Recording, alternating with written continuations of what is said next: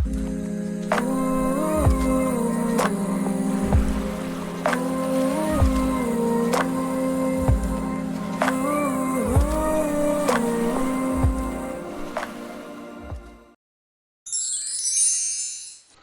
my name's Dan, and this video is one of a short series of videos I'm doing about character RPG stuff, the mechanics that surround those things, and it's part of a larger suite of videos about game design in general. And in this one, I want to focus in on the XP and leveling mechanic.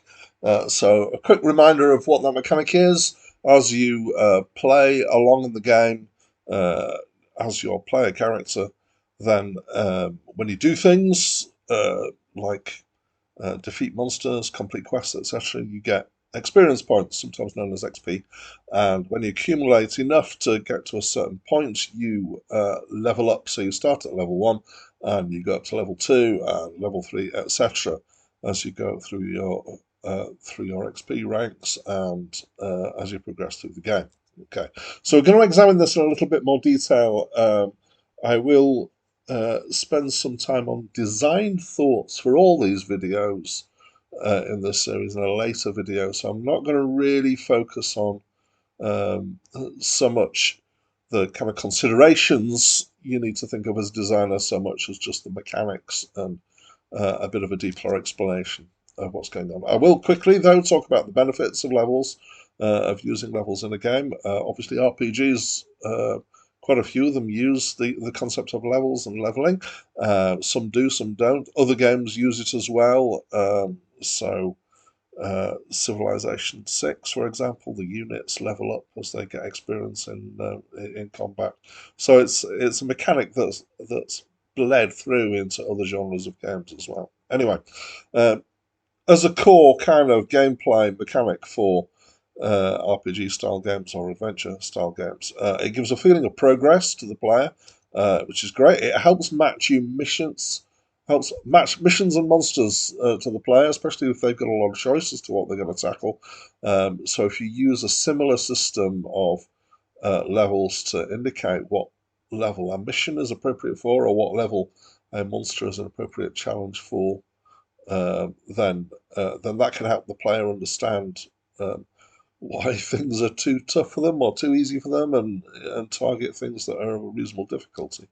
It also gives this come back later way of dealing with things, which means that you tend to have less in the way of what I call sticking points in games, which is where you get to the thing that you can't complete and so you give up.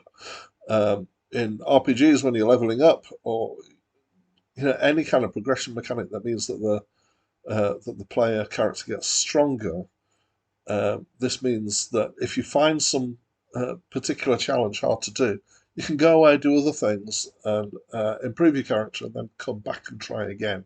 And as long as the improvements that are being made are improvements that affect the challenge that the player's facing, then that's a thing that becomes a way of dealing with these things. Okay, so next I want to talk about the diminished returns thing with XPs and levels. You might have seen graphs of XP needed for levels, and they tend to look a bit like this. And this is one taken from Minecraft Wiki, and it's the red line is the one which shows you how much XP you need, what the thresholds are for the different levels. And you'll see as it goes from left to right, it rises. This one isn't particularly sharply rising. Here's another one. I forget where this is from, but it'll be in the credits. This one rises much more sharply. And this is quite typical of these kind of mechanics. Particularly of the XP mechanic, is that you get this curve that starts out really low and flat and then suddenly starts to zoom up. And if you expand that out further, you get this will get higher and higher in what looks like, if you know any of the maths behind this, it looks like an exponential curve. It also looks a little bit like a square curve, or possibly even a cube curve. These are curves that rise sharply. Okay, so the question is, why does this happen? And there are some obvious things when you start thinking about it. What is the cause of this? And there are three things that are at play here, which is why it rises so sharply.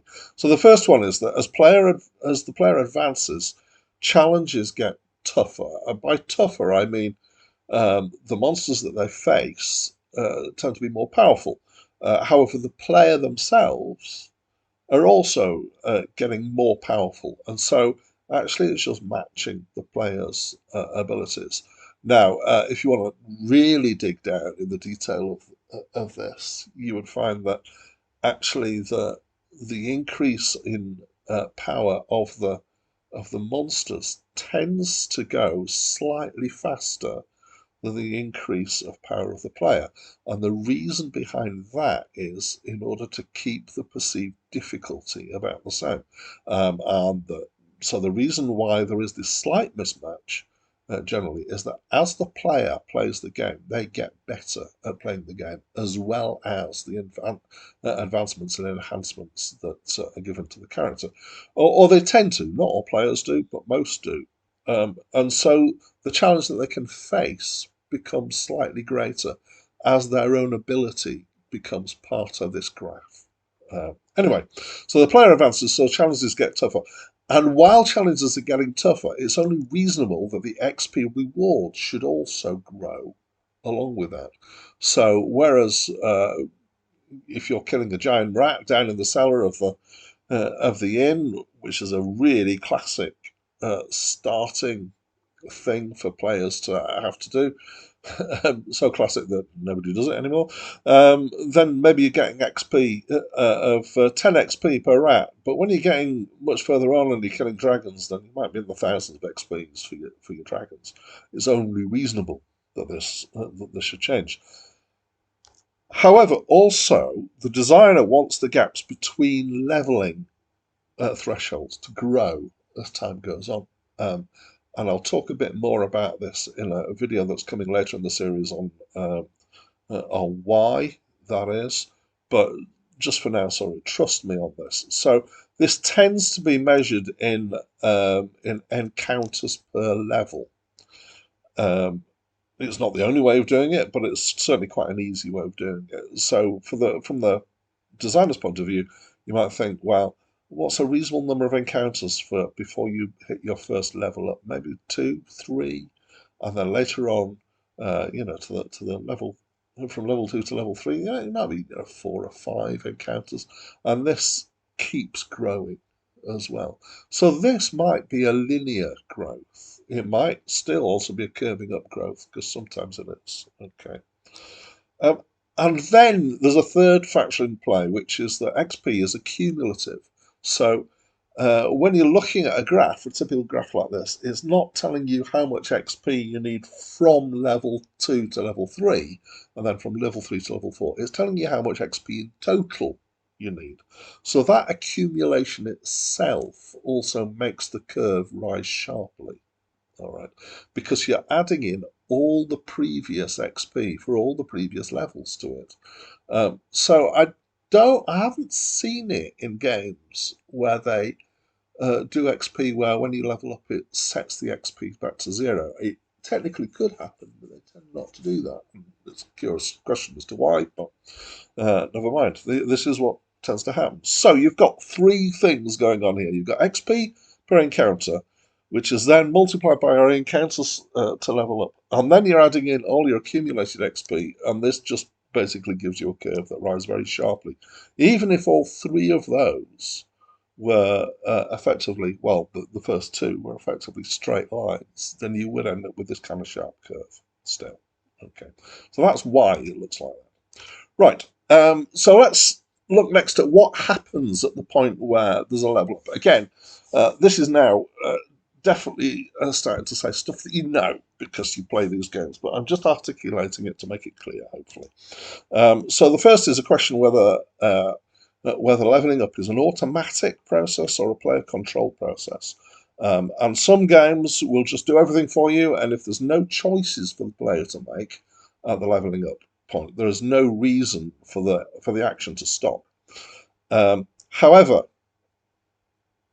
if you've got no choices for the player, then I would actually question why you're using a leveling up mechanic. Um, there may be good reasons for you to do so, but you might be missing an opportunity here for the player to have some choice in the future of their character. There may be elements that are automatic and elements for player controlled. I've played games um, where when you get to the level threshold, there's a little pop-up box that says you can level up, but nothing happens until you actually engage with that process. And this is usually done in such a way so that if you were in the middle of combat or running a series of back-to-back combats, you're running down a road and there's several dinosaurs that you need to kill, for example, then you can wait until you're at a safe place to actually control your level up process. And I've also seen it where it all happens automatically at exactly the point where you've reached the threshold.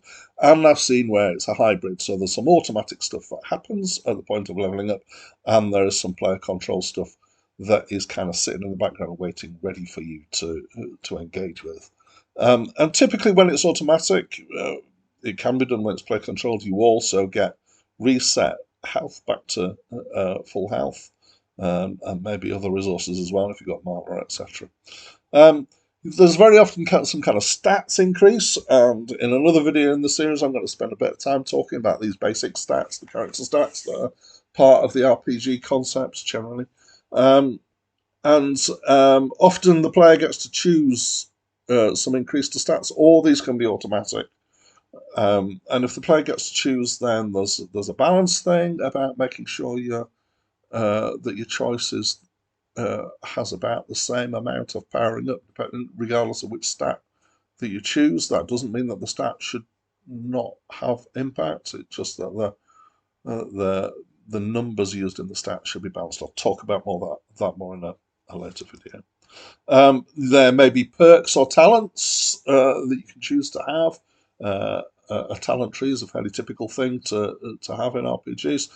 Again, I'm going to do a lot more on that in a later video in this series. And you may be able to unlock things. You may be able to unlock missions, gear, crafting recipes, new areas to explore, quests might be level locked, gameplay mechanics, all sorts of things. In fact, to be honest, anything that you want to control the timing of over the timeline of the game is a candidate of something that can be unlocked as you're leveling up. And a good designer will be thinking about how to use the leveling up process. They'll have thought about how to space the leveling up across the timeline, and so you'll be able to map across that timeline if you want particular unlocks at particular times of any kind of mechanical things that you've got. Okay, so the final thing I'm going to talk about is level cap. Um, Not all games that have levels have a cap. In some games, you can just keep leveling ad infinitum. Um, it depends on what you've got that goes along with leveling up. So it's fairly common if you have things that are unlocked by level, or if you have a skill tree or a perk tree, that you're going to also have a level cap. And that's to control the fact that the players are never going to become too hyper powered for the game content that you've got, because um, as well as controlling the level the players are, you need to control the level the challenges are that they face. And unless you're going to have some kind of automatic increase of power of the challenges that they face, you're going to need some kind of level cap for this to go on, unless your leveling up doesn't actually strengthen the player in any particular way. Which again is a bit of a waste of a mechanic. Anyway, so in the next video in this series, I'm going to be talking particularly about some character progress strategies that I've seen used that don't use the XP and level system that I've been talking about in this video. But that's it from me for now.